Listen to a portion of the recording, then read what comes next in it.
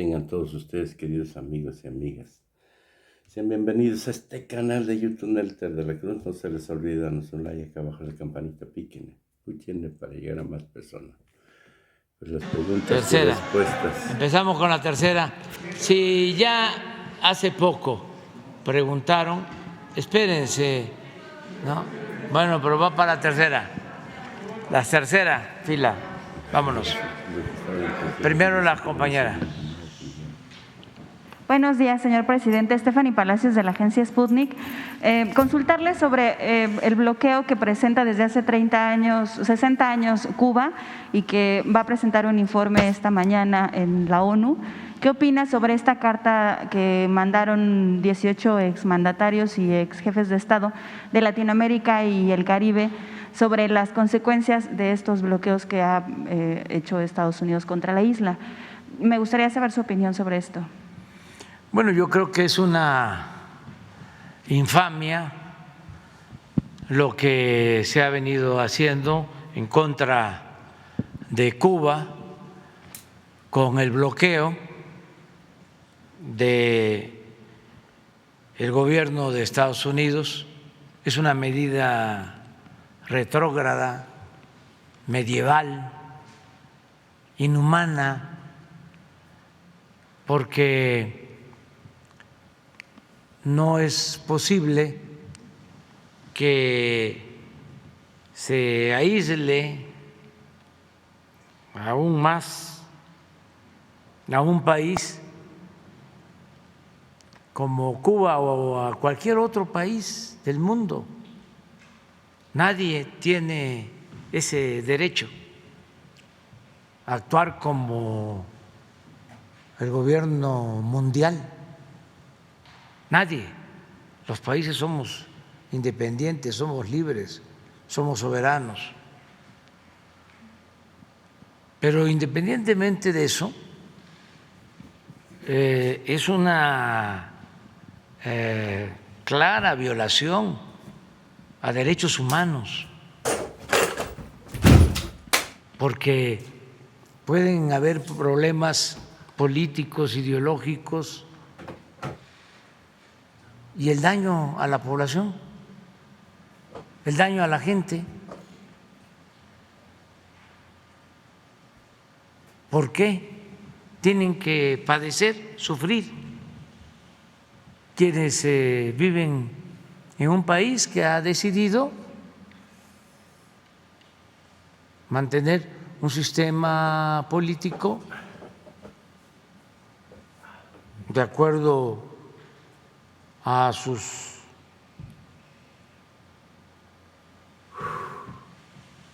decisiones, de acuerdo a un proceso revolucionario? ¿Por qué afectar a su pueblo? Entonces, ojalá y el día de hoy, que tengo entendido, se va a votar, pues que sea unánime la votación a favor de que se termine el bloqueo en Cuba, y espero que el gobierno de Estados Unidos actúe de manera consecuente, porque siempre que se vota en Naciones Unidas este tema, la inmensa mayoría vota porque se quite el bloqueo, pero 1, 2, 3 y siempre Estados Unidos en contra y ejerce veto y queda sin efecto la resolución, porque los miembros del Consejo de Seguridad de la ONU tienen indebidamente ese derecho de veto. 5 Estados miembros del Consejo de Seguridad, los permanentes. Entonces, ojalá y el día de hoy sea unánime, sería una fiesta mundial, sería decir gracias a la vida, sí, de verdad, no por hipocresía, estamos a favor de los derechos humanos. Y el principal de los derechos humanos es el derecho a la vida. No es posible que, si hay diferencias políticas, se haga un bloqueo para que no lleguen los alimentos, no lleguen apoyos. Ayer se dio a conocer aquí en México que aumentaron las remesas, más de 5,000 millones de dólares en septiembre. Este año, gracias a nuestros paisanos migrantes, es muy probable que lleguemos a 60,000 millones de dólares de remesas. Y resulta que en Cuba no pueden los familiares que están en Estados Unidos enviar remesas para ayudar a la gente,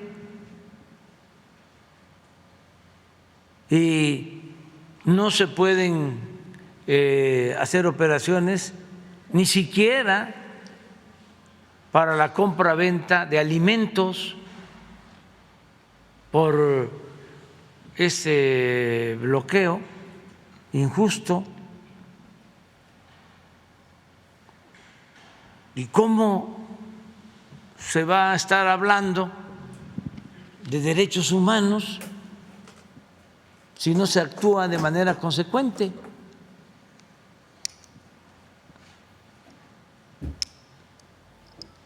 Yo, la verdad, quisiera que el sueño que tenemos se convierta en realidad el día de hoy. Sería el primero en llamarle al presidente Biden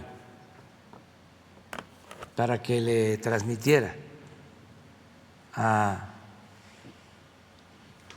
los integrantes del Congreso de Estados Unidos y a los dirigentes de los dos partidos, sus representantes en la ONU, nuestro más profundo reconocimiento por una actitud de ese nivel, porque sería sublime, es una actitud de dignidad, de elevados valores, de demostrar que se tiene auténticamente deseos de un cambio, que ya no se va a continuar aplicando la misma política de siglos y que solo con la justicia, con el respeto a las soberanías,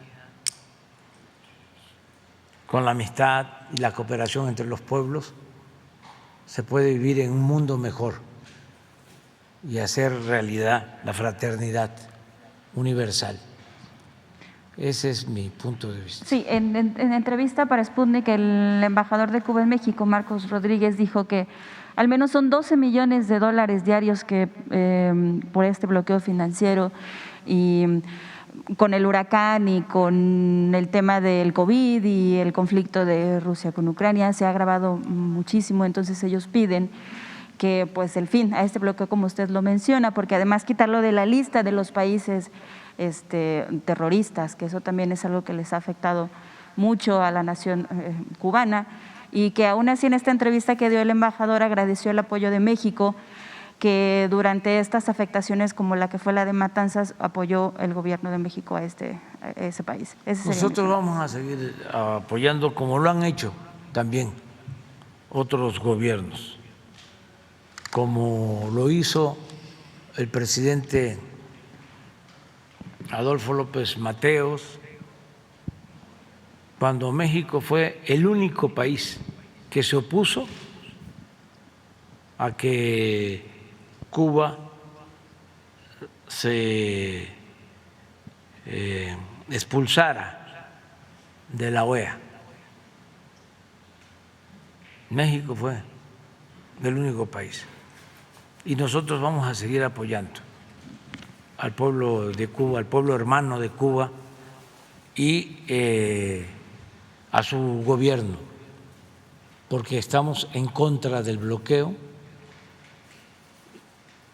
y sabemos que atraviesan una situación muy difícil, muy difícil.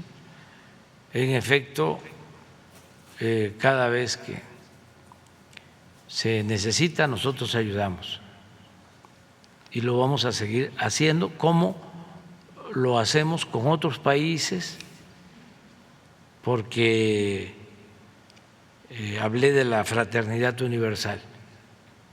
Nosotros aquí estamos atendiendo a la gente más humilde, a la gente más pobre y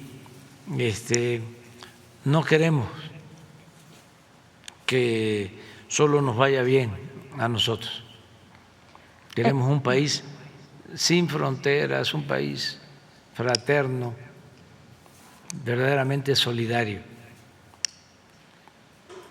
Y eso es lo que deseamos en todos los casos. Y somos muy respetuosos del gobierno de Estados Unidos y tenemos muy buena relación y la vamos a seguir teniendo, pero sí hay diferencias. Y esto es normal, porque pues tenemos dos historias. Imagínense, a nosotros nos invadió España, luego que se logró la independencia, tuvimos que enfrentar varios intentos de reconquista de España, 2 invasiones de Francia,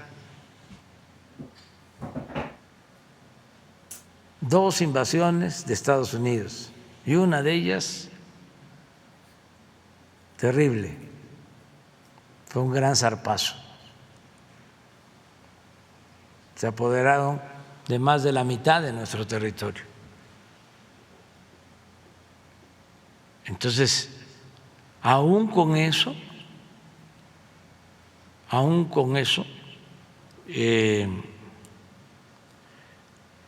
tenemos que buscar y mantener una relación de buena vecindad, de respeto, y lo hemos logrado. Me ha tocado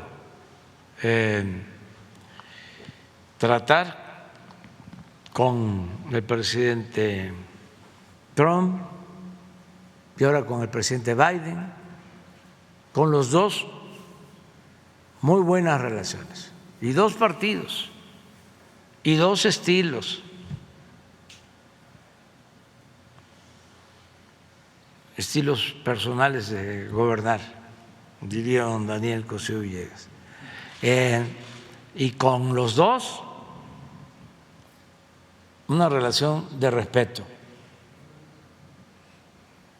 El presidente Trump nos respetó en momentos difíciles, nos entendimos, llegamos a acuerdos,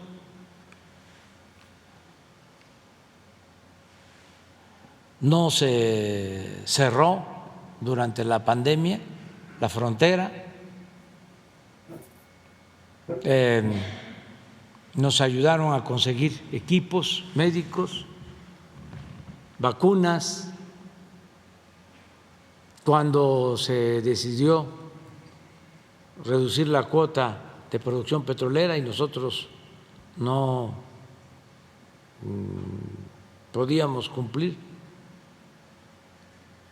con una reducción de 350,000 barriles diarios, Estados Unidos se hizo cargo de la reducción que nos correspondía con 250,000 barriles diarios. Y cuando tuvimos problemas por lamentables crímenes y hechos muy violentos, y él planteó que nos enviaba agentes militares para hacerse cargo de estos asuntos, y le dijimos que no, y entendió y fue respetuoso. Y así muchas otras cosas. Fue muy buena la relación. Ahora con el presidente Biden, de primera, él es un hombre bueno, de muy buenos sentimientos. Imagínense que es el primer presidente de Estados Unidos en los últimos 30, 40 años, 50 años, que no ha hecho muro, porque desde el finado Bush, y a lo mejor desde antes, pero sin duda desde el finado Bush empezaron a hacer cada presidente su tramo, como manda. Y llegó el presidente Biden y dijo no al muro, por poner un ejemplo. Y estamos trabajando mucho, muy bien. Por eso no descarto el que haya un cambio en la política con relación a Cuba, como lo está habiendo poco a poco con Venezuela, y el cambio tan importante que ha significado este encuentro de los presidentes de Colombia y de Venezuela, de pueblos, de países vecinos, hermanos. Fue un gran paso y tenemos que ir a la integración de América Latina, del Caribe, pero también pensando en la integración con América del Norte, con Canadá, con Estados Unidos, la integración de América, así como la Comunidad Económica Europea se convirtió en la Unión Europea, así América, una gran región, nuestra América, pero incluyendo a Canadá y a Estados Unidos, y eso depende de un cambio completo de política. Ya se avanzó con la integración económica, comercial de América del Norte, pero imagínense lo que significaría llegar a un acuerdo con toda América ahora que el pueblo de Brasil decide apoyar de nuevo a un gran dirigente que le tiene mucho amor al pueblo, sobre todo a los pobres, ahora que se decidió en favor de Lula, hay condiciones inmejorables para un acuerdo entre todos. Y repito, incluyendo Canadá, incluyendo Estados Unidos, con el presidente Biden. Sí, ahora sí, nos gustaría que se convocara pronto a una nueva cumbre de toda América y que sin excluir a nadie se hablara de estos temas. ¿Podría proponer que fuera aquí en México, si fuera una nueva cumbre de las Américas? En cualquier lugar, pero sí hay condiciones, porque sí hay una actitud de parte del gobierno de Estados Unidos distinta. Esto de que se está permitiendo que haya un flujo ordenado de venezolanos que quieren estar en Estados Unidos y está dando resultados,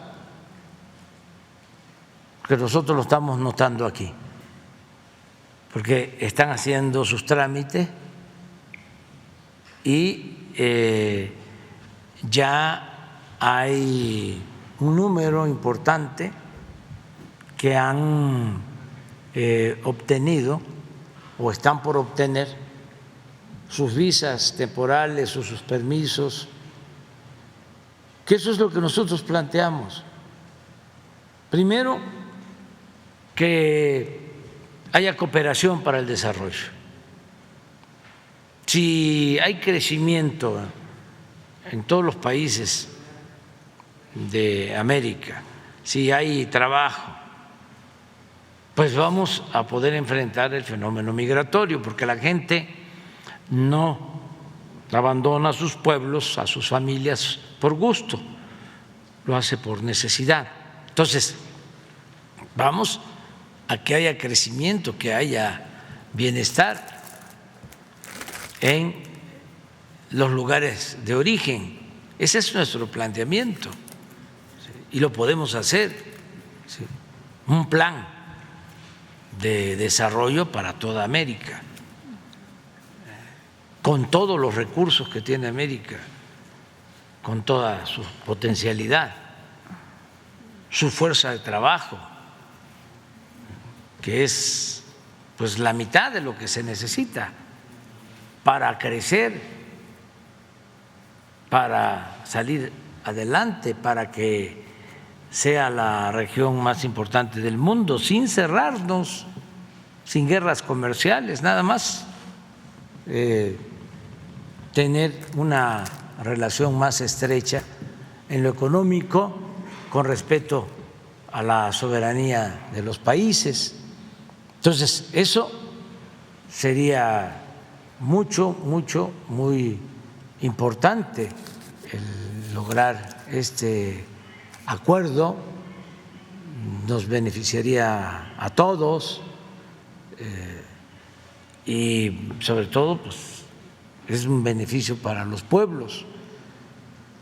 Entonces no descarto esa posibilidad, porque sí hay condiciones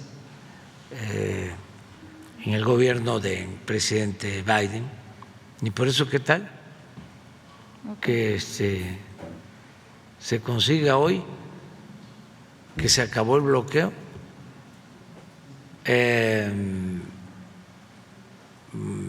pues ya lo anuncio, habría baile en el Zócalo el sábado, la Santanera y hablaríamos para que vinieran los de la Bam Bam.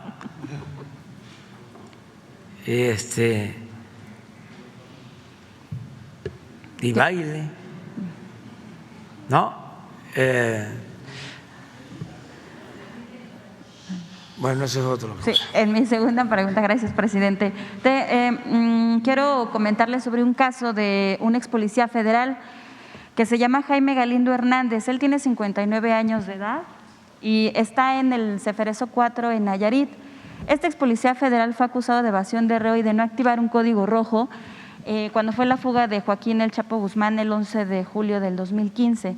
Esta persona lleva 7 años en la cárcel sin sentencia, además de que, bueno, la mamá de este preso le había pedido en alguna ocasión intervenir para el caso de su hijo. Estos 12 ex policías federales, 9 de ellos ya salieron, 3 están en libertad condicional, van a firmar cada 15 días al penal, pero no les encontraron un indicio de que ellos tuvieran que ver o estar involucrados en este caso.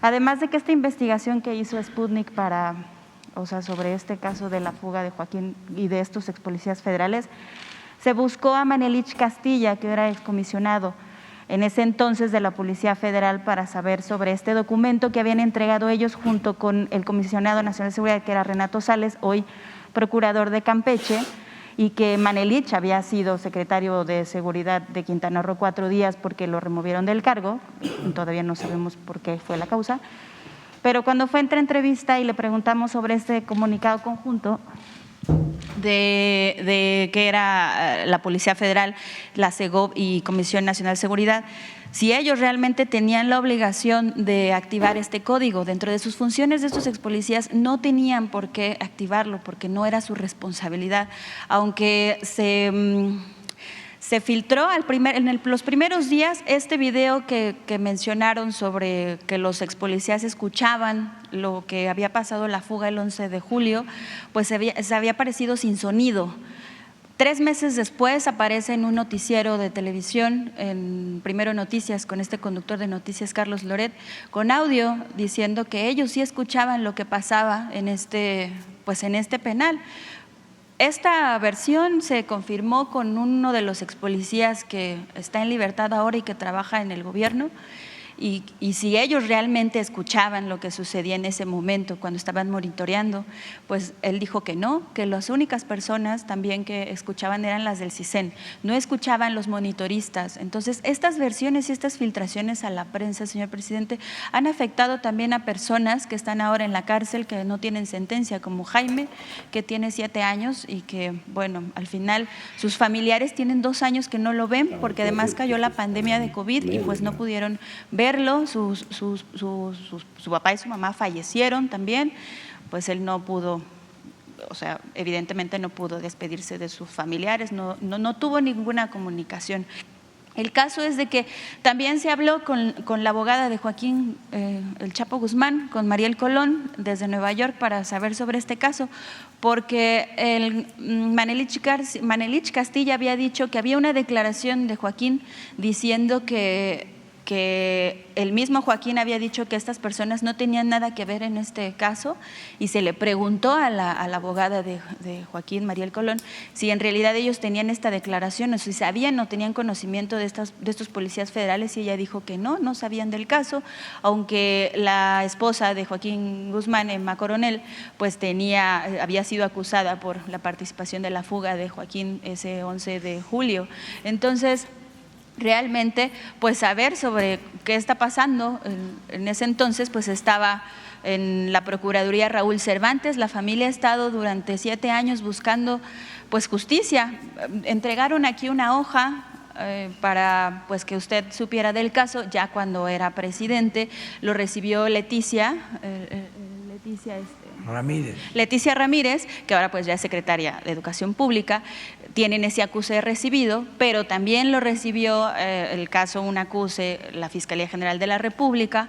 Entonces han ido ellos buscando con Alejandro Encinas durante 7 años, ¿no?, para saber qué está pasando. Entonces, pues sí, un grave suceso del que estas filtraciones no sabemos también, ¿no?, si realmente ellos escuchaban, no escuchaban, pero ellos dicen que no escuchaban, ¿no?, lo que estaba sucediendo. Jaime, en ese momento cuando se estaba dando la fuga de Joaquín, en 2015, él estaba monitoreando a la tuta en ese momento cuando había ido a la enfermería.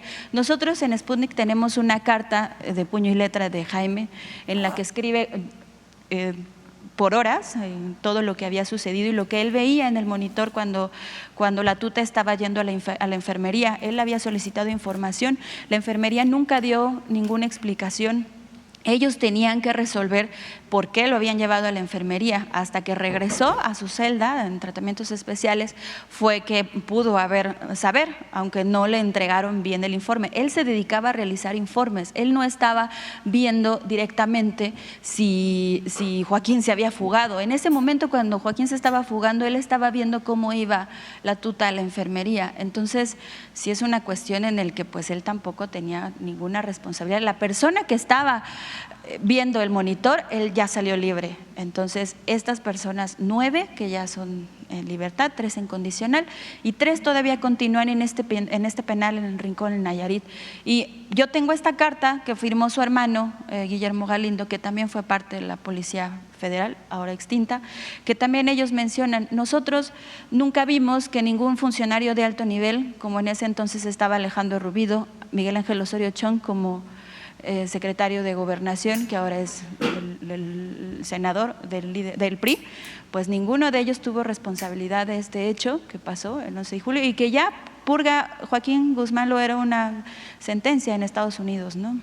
Entonces, saber si esta carta se la podemos entregar para que ellos piden humildemente que por favor les ayuden para que su caso pueda dirigirse a la Defensoría Pública, porque además el costo de estos servicios de abogados, ellos preguntaron y decían, nos cuesta $1 millón por el caso, porque además liberar a alguna persona o que alguien tenga un caso de estos, pues es muy difícil, ¿no? Los jueces no quieren o el juez, el último, parece que la última resolución que hay es que no lo dejaron en libertad con medidas cautelares porque él tiene un familiar en Chiapas y que podía fugarse a Guatemala. Entonces, es una cuestión que no han tenido ellos, estos 12 policías, pues ningún indicio de que tuvieran alguna culpabilidad,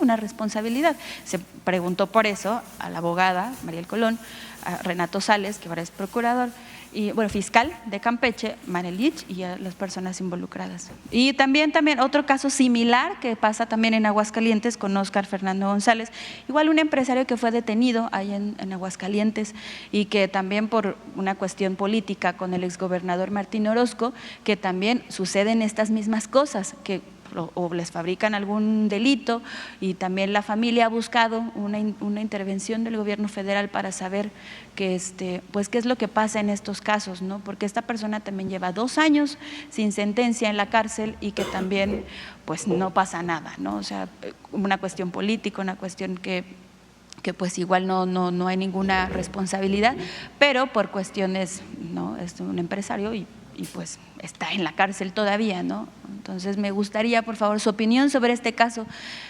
en específico también el de Jaime, porque es un tema muy complicado, además de que usted pues ha sido cuestionado sobre el tema de Joaquín muchas veces por haber estado con lo de su mamá, ¿no? Saludarla y tener siempre una crítica con Joaquín y pues con usted, ¿no? Muchas gracias. Mira, ¿qué te parece si platicas con Rosa Isela Rodríguez? Todo. Sí, de hecho yo tengo los documentos aquí, la carta de Guillermo. Entonces vamos a pedirle que ella platique contigo, se pongan de acuerdo y a ver qué podemos hacer nosotros. Y respecto a este caso que le hablamos a Mariel Colón sobre, si la mamá de Joaquín había solicitado ella una visa humanitaria para visitar a su hijo en Estados Unidos, y si usted ha recibido otra solicitud sobre que la mamá haya querido apoyo, ¿no?, sobre el gobierno de México. Sí, me pidieron en esa ocasión, creo, me entregaron una carta en donde me pedían que las hermanas de Joaquín Guzmán Loera, fueran a visitarlo. Y yo hice el trámite, o sea, se lo envié al secretario de Relaciones para que se hiciera el trámite en la embajada de Estados Unidos. No sé en qué terminó, si le permitieron visitar o no, pero sí me acuerdo de esa carta. Lo demás, pues como ustedes comprenderán, no es más que politiquería de muy bajo nivel, una cosa muy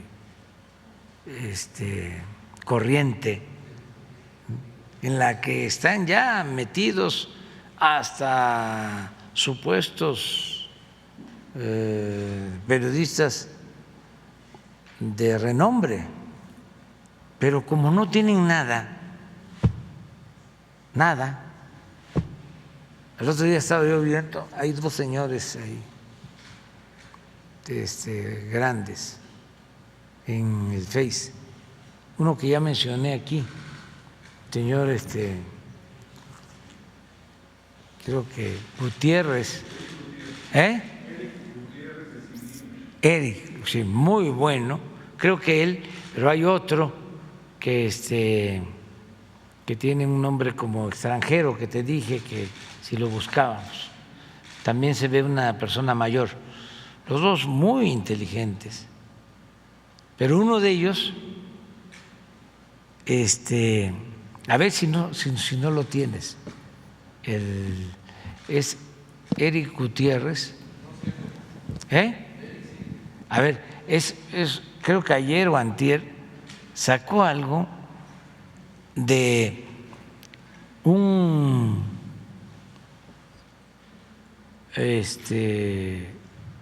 personaje, no sé si existe o es robot, pues bot, pero se los voy a leer para que vean el nivel tan bajo de nuestros adversarios, los conservadores. Es donde dice que mi esposa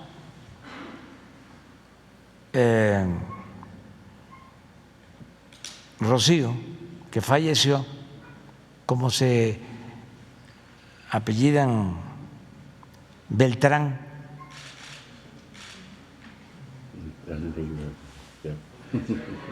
tenía vínculos, mi esposa, con los Beltrán, o sea, relaciones de familia, y que de ahí viene el que yo esté en Badiraguato y ¿mande? Pues de Teapa, es que Beltranes hay en todas partes, pero pues Beltrán pues son de Tabasco, que yo sepa, bueno, del Rosario, de Sinaloa, de ahí era Lola, y de Sinaloa y de otros estados, ¿no? Es un apellido pues bastante conocido, ¿no? Pero pues toda la familia de Rocío, de Teapa, su papá, su abuelo, yo creo que hasta sus bisabuelos, porque participaron en un movimiento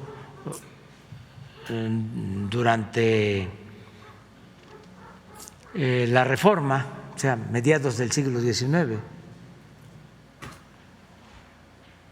de haber llegado de España a principios del 19, si no es que desde el 18, y mis hijos pues llevan el apellido de su madre, pero estos ya se pasaron, pero además no solo una, es un, no sé si es el señor ese Eric, ¿no lo encuentras? No lo trae, es el otro señor. No, es un señor, sí. Pero a ver si lo sí. Y conseguimos la entrevista con Leti para que platiquen. Perdón, con Rosas. De acuerdo. Con Rosas. Muy bien, vamos. La tercera. Hola, presidente.